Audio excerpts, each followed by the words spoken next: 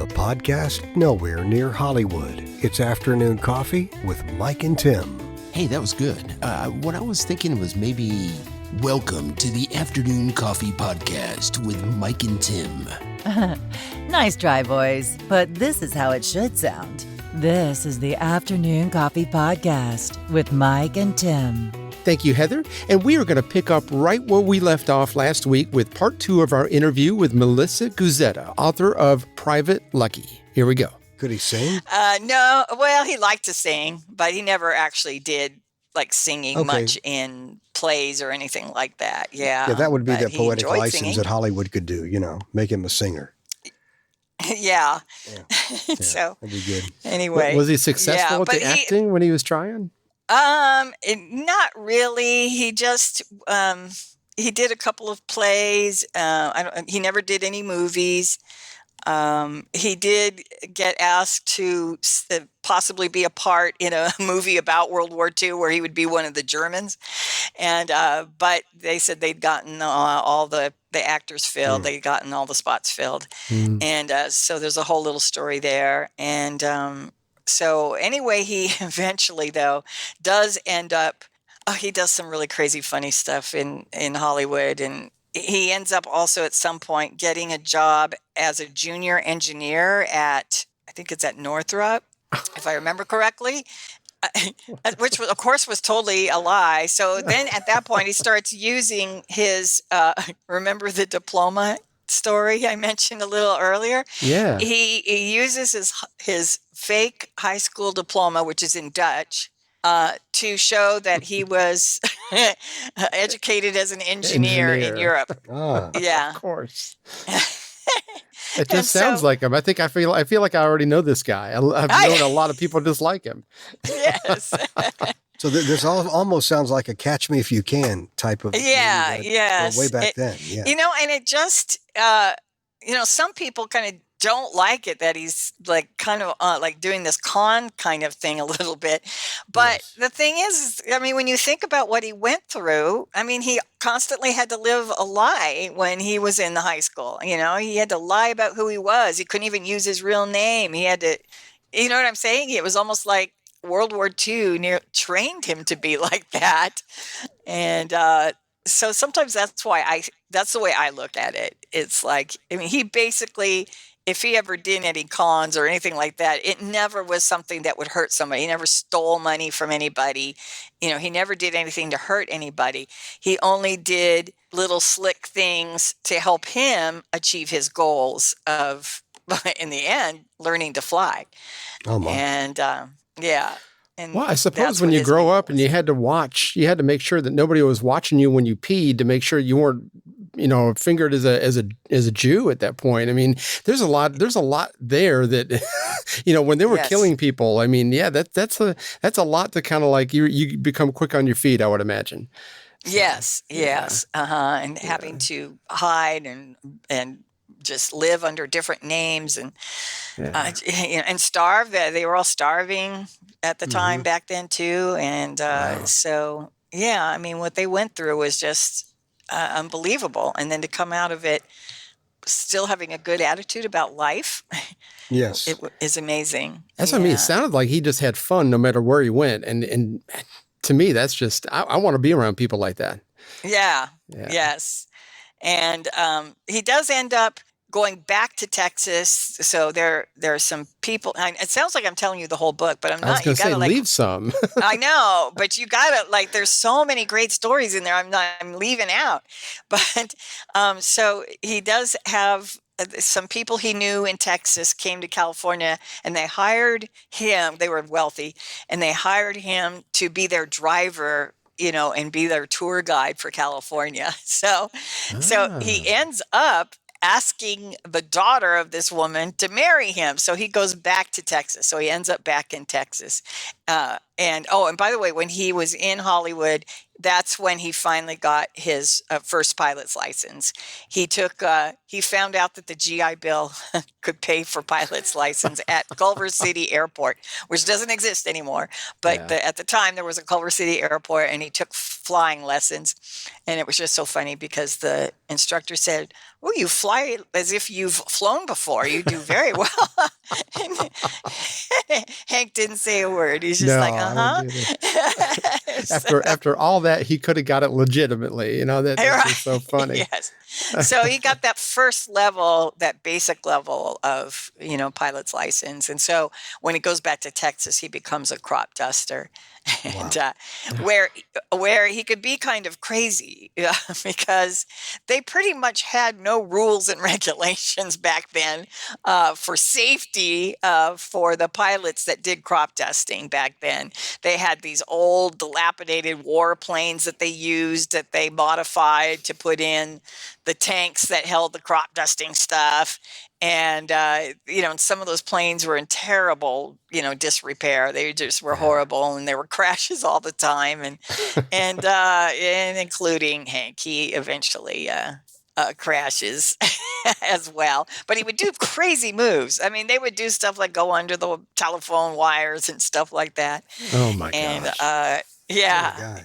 Let alone who knows what kind of chemicals they were laying down out there. And, if it's an older plane, a lot of that probably leached into the cockpit. And you just don't know.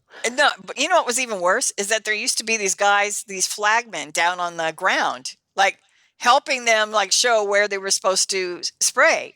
And I'm like, you would just spray over these guys? And he said, yeah. Rest in peace. Exactly. Oh. So... Listen, so crazy. I gotta say this, Melissa. This is too awesome. I have never read an obituary like I'm just now reading Hank Gillebaard. I'm saying that right? But yes. His obituary, he's there with a picture. He's got a wine glass up. He's toasting people, right? But he's so he was born January 8th, 1927. He passed away March 31st, 2017. Yeah. So, but it gives, and it mentions your book in here, but it just, if you guys want to, I don't want to say a good read, but an excellent obituary. This is the one. This guy loved life, and it said he had a comedic wife, Lola, and it says here he loved the F word, flying. So, yes. Oh, thank trained goodness. himself. Yeah. Just read it, folks. He trained himself how to fly, aerobatics rather, and was well known for his skills. So it just went on, but this is just one of the best obituaries I think I've ever read. Yeah. So what do you think? You've seen it. I mean, you're in it. Your book's in it. So yes. Well, we were, of course, really saddened when he died, and it was sudden. I guess when somebody is 90 years old, you can't say it was sudden, but it was sudden in the sense that he wasn't ailing before that. He seemed to be, other than some dementia, he was very forgetful. As a matter of fact, at that point, he would forget that I had written the book, and we'd have to remind him every so often that I wrote his story. And he'd go, "You wrote a book about me?" Oh no! And so then he'd read it and love it, and then he'd eventually forget that I wrote it again, and which was kind of sad. But other than that, he physically seemed to be in pretty good health, and he would help Lola and stuff like that. And as a matter of fact, that was kind of his last thing that he did, is he was helping Lola. Her foot was caught on something, and he went over to her side of the bed to help her out, turned around to walk back to his side of the bed, and just collapsed down to the floor. And it was now, is Lola still with us? Yes, she is, and she's now 90. And but now she's living in assisted living, and she's got, her mind is sharp, and she's still looks good every day. She puts on her makeup and everything, and she looks great. And she still has a great sense of humor. Of course, having been with Hank for so many years, she's lonely, and then because of the COVID shutdown, nobody can go visit her. And I think now they're letting in people, like if you can visit if you make an appointment ahead of time and you meet out on the patio or something like that. But, for many months there, she couldn't have family over, and her 90th birthday took place during that time. And so, yeah, so that was kind of a bummer. Everybody wanted to see her. So tell us about tell us about Hendrik, his brain. He was just such an interesting guy because he was funny. He wasn't afraid of anything. Like on the flying stuff, for example, he would do crazy moves. And he crashed a couple of times, and it never stopped him from wanting to fly. He was just ready to get out there again and just keep trying. He just had no fear when it came to flying. Sure. And specifically his obituary. I'm reading that. That mentions something about his brain. May I read this? Yes, please. It says here, I'll try to read it without laughing. Hendrik is also survived by his brain, as it was his wish for it to be donated to science, a desire he felt was a no-brainer. And that's what it says in his obituary. So, I forgot about that. He had the last laugh, didn't he? Yeah, yeah. He did. So I wonder if it actually did get donated to science. I think it did. Yeah. I think it did. Yeah. Well, yeah, because also Lola has been involved in some, with her humor, has been involved in some medical projects having to do with laughter is the best medicine kind of stuff. And trying to, like studies that are trying to prove that, people who laugh a lot have a good sense of humor, that it's good for their health and that kind of thing. And so she's been involved in some studies like that. He was an entrepreneur as well with signs, it said here. Yeah. Yes. He made signs for the Jimmy Carter campaign and so many things. So what a guy. Well, what a legacy. I once made a resume that showed all the different types of jobs he had in his life. It was long and varied. I mean, some were artistic, some were technical. So it was funny and crazy. Man, this has got to be put into movie form. That engineering degree, that fake engineering degree can open doors for you. So yeah, that's very good. Yeah. Wow. Yeah. Well, he also used that fake diploma to get a dance instructor job at Fred Murray Dance Studios. How about that? So, because remember, because Gwen Verdon taught him to dance, and apparently he was a pretty good dancer, and she did a good job teaching him, and so he could do the jitterbug and all those popular dances at the time, and so he got a job teaching the jitterbug at Arthur Murray Dance Studios to help him make some money for flying. So. Yeah. But it's after his crash in Texas that, he ends up in the hospital in that one. He was a little more seriously injured in that particular crash. And that crash is the one that's the opening scene of the book. And he ends up in the hospital, and it's after that point that he goes for a job that would be teaching fighter pilots. Now, keep in mind, he's the little old crop duster who could. Okay, that's all he is. He does not have any advanced, air training or anything like that. And he applies for a job training fighter pilots, then that's a whole nother part of the book. That's actually not a separate part. It's all part of America, but that section is also hilarious. How he makes it through all these levels to eventually become a trainer of fighter pilots is just such a funny story, and just says a lot about his tenacity. And to me, it also shows that I think people just liked him. I think people that met him all along the way just liked him. And because I can't believe the stuff he got away with. I guess when you're likable and you're good looking and you have a good personality, you can get away with stuff if that's what you want to do. Yes. Yeah. And so anyway, it shows. I just knew, as a matter of fact, because I hadn't written at least not this kind of book. I'd written courseware books and things like that. This is so completely different. I really wanted to make sure that it was a story that was worthy of public consumption. I wanted people to really be able to enjoy the story and see it the way he saw it, the way I saw it, because I kind of saw it from the beginning as a movie. And so that's how I just kept playing the movie in my mind as I wrote it. And so I think I might have succeeded because the reviews are very good. I mean, they're just I'm just really pleased that my first effort of writing a book like this came out very well. But I think a lot of it, though, just had to do with his amazing story. He just had such an amazing story. I'm sure he's pleased at he's still bringing joy to people, and just like he did when he was alive, to people that are reading his story and just laughing. Seems like that kind of fed his whole personality. Yes. Making people laugh. Yes. And so as a matter of fact, on the website, www.privatelucky.com, we have a little survey that asks, should Private Lucky be made into a movie? And, but like I said earlier, it's a pretty tough thing to do. I'm working on it, but it's you got to find the right connections and that kind of thing. So it's always very difficult. Well, let us know. We want to know when this meantime, kind of gets going. the print version of Private Lucky is on Amazon. Yes, I will let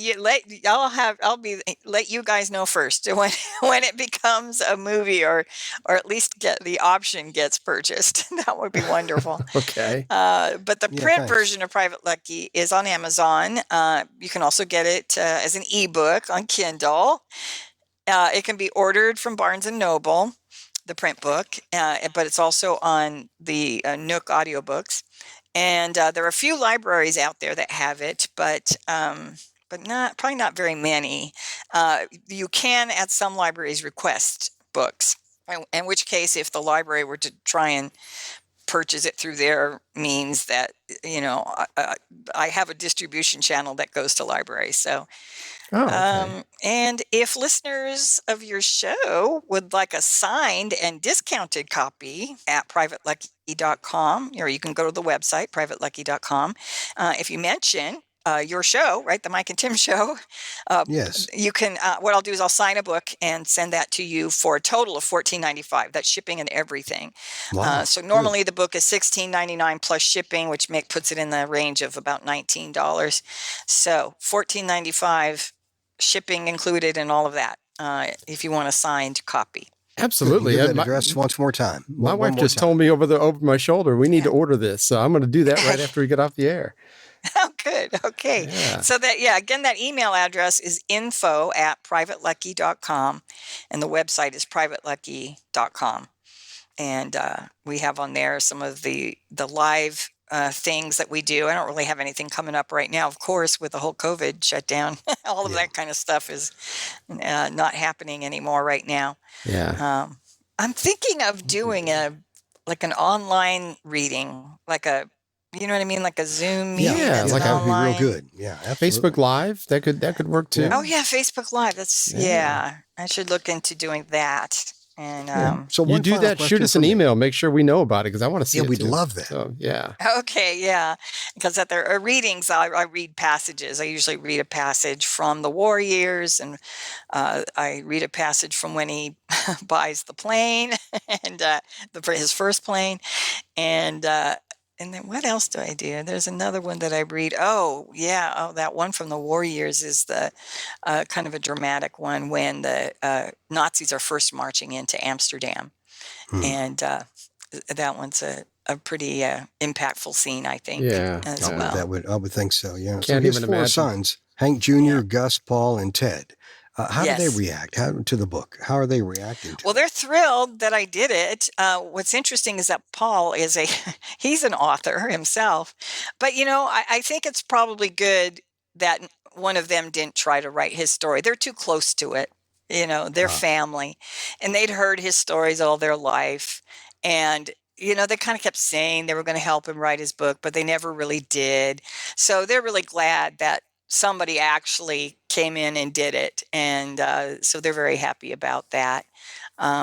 Paul has written a book called Moon Hoax. And then there was a follow-up book to that as well, Space Hoax, I think it's called. Wow. And so he himself is an author, yeah.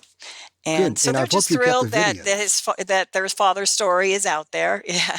And you've kept the videos, right? Yeah, So- so I still have the videotapes. Uh-huh. Good. Yeah. So again, if it ever became a movie, I have clips to show the real Hank telling his story. Yeah.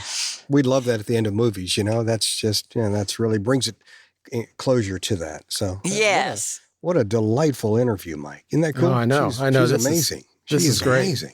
This is great. Thank you. Thanks. I appreciate you having me on the show. As you can tell, I love talking about his story. I didn't pick Yes. up on that at all. No, that's good. But, yeah. Now, let's make sure we have all the websites out there. If you go to privatelucky.com and you mention the Mike and Tim show, then you can get a discounted $14.95, included shipping, and includes autograph copy Right. of the book. So I'll sign it. Uh-huh. Fantastic. And since you do the computer tutoring thing, if people are interested in that kind of training, how would they get a hold of you for more information on that? Well, then go ahead and use that same contact information to just tell me they're interested in the computer training as well. And so that I can contact them about that. Of course, right now, I'm located, of course, in California. So even if you're not in California, if you are open to doing online training. Now, what I teach specifically is Microsoft Office programs. So Word, Excel, PowerPoint, Outlook, Access, as well as QuickBooks. So basically kind of the most used business software out there. So that's specifically what I teach. So if you have any interest in that kind of training, I have developed a pretty good method for doing online training that still makes it somewhat hands-on, where I send you practice files and we switch back and forth, and I have you try things in your window, and then I bring it back over and I show you stuff on my screen, and so it works pretty well. Fantastic. Well, I want to make sure people got a hold of that too, that information, because, there's a lot of people out there, like you said, they're stuck at home or they've been laid off, unemployment numbers are through the roof. I mean, it's good to develop skills. So, Right. And right now, that's exactly when people need, especially if they see that a job description wants some Excel skills, and people who are not confident in their Excel skills, they might want to get training. Yeah. That's the one that blows me away is Excel. I can't do it. I just can't. My little brain is just not developed enough. Yeah. And it's really, I find Excel kind of fun, but that's because I've been doing it a long time. Yeah. So it's, and you really kind of only need like maybe the first two levels of Excel for most typical jobs, unless you are really like in Excel every day. If you have a job that's really Excel heavy, you might need more than that. But most typical jobs, you may not need any more training than level 1 and level 2. So at least that's my opinion anyway. Okay. So, Well, what a great show. We've learned something about computers as well. So. Right. Tremendous. Exactly. Well, you've been an absolute joy. I appreciate you even putting this message out there, this story that nobody would have ever heard. I mean, By the way, I was invited by the National World War II Museum to go to New Orleans, which is in New Orleans, to give a presentation there, and that was such a delight right there as well, because they were so respectful. They were just like, thank you for sharing your story and that kind of thing. And I did book signings in the museum store and stuff like that. That was probably one of the best things that I have done, I think. One of the best presentations that I did. And the way they treated me was so wonderful. Like I wasn't just another author coming into the library, like, okay, go to that room over there and set up. They had stuff set up for me. Everybody thanked me. It was just really quite a delightful experience there. I think people who actually are thinking about things realize that World War II veterans are dying off every day. And it's like these stories need to have life breathed into them so we don't forget. Yes. And we do honor them because they are, they're not just Americans. Like we said before, not just Americans. That generation, there was something absolutely special. I consider, my generation, I was born in 1964, absolute wimps compared to these guys, Yes. So, yeah. And it was such a major evil that was going on for that war. That it's more evil than a typical war. It wasn't just two countries who had a difference of opinion. It was a true evil, and I think that's also what makes World War II kind of an amazing war. It was a war that had to be won by the U.S. and the Allies, and Yes, I agree. There was a definite bad guy and good guy in that. Yeah. A true axis of evil. You had Mussolini, who did a lot of his things in North Africa. That was just like, holy cow. So but we can see where Private Lucky got his name. I mean, this guy, he survived, from accidents to, of course, the crashing of the plane to different things, and in just surviving the almost being, exterminated, So this guy he was truly lucky. Yeah, he was. Man, what a story. Yeah. Well, Melissa, anything else comes up, you let us know. We would love to have you on the show again. I mean, it give us more insight. I don't care if we put the whole book out there. I mean, you just want more. It's sort of like a good cup of coffee. Yeah, keep it coming. I want to hear it. Thank you. Thank you. I appreciate it. Thank you for having me on. We appreciate you coming on, and you've been an absolute joy. Thank you. Thanks. All right. Have a good day. You too. All right. Bye-bye. Thanks. Bye. Bye-bye, Melissa. Bye-bye. Well, that was fun, Tim. What do you think? You know what? I not only was educated, but entertained. Melissa, what a very articulate, and she presented the story well. I mean, of Hank and just what he went through. I mean, that if it's not made into a movie, this guy will be surprised. Maybe, maybe you could star in it, Mike. You could star. I'm not starring in anything. I got a face for radio. You keep reminding me of that. Oh, okay. Yeah. But, you can tell in her voice how much she loved this guy and how much she loved his stories. I mean, it's like with that kind of passion and how can it not be successful? Just more people need to hear about it. Video. You what? More people just need to hear about this. So they do buy her book. And if the book is a bestseller, then they may want to turn it into a movie without even her campaigning for it. So right. What a legacy. Yeah. I want to get the book. I want to hear her writing and all that good stuff. Yeah, I'm ordering it today. My like I said, my wife just said something. She goes, I want to get that book. So we're going to order it today. Nice. Very good. Very good. Well, sir, it was, again, a pleasure, you and I. And yes. I think that people understand how much we enjoy doing this, and we enjoy kind of each other. I enjoy doing this with you. And me too, Mike. It's a lot of fun. That is your name, Mike, right? Anyway. Yes, it's at the top of the marquee. I didn't know. Top of the marquee. Yeah, you're the first because of the alphabetical order. That's right. That's all. The Tim and Mike show just wouldn't sound right. It just doesn't flow. You know who I want to thank?